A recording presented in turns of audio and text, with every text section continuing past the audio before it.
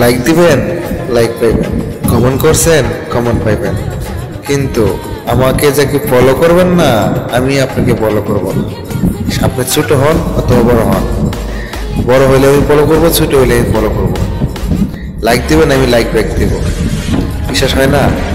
আমাকে লাইক দিয়া আজ পর্যন্ত খালি হাতে ফিরে নাই। পারলে আপনি দিয়ে দেখতে পারেন, একবার বিশ্বাস করে নেন। ফলো দিবেন, ফলো ব্যাক পান কিনা তা একবার চেক দেখেন। যদি না পান, ফলো আবার ঘুরাই নিয়ে, লাইক দিয়ে লাইক না নিতে আবার লাইকটা ঘুরাই নিয়ে।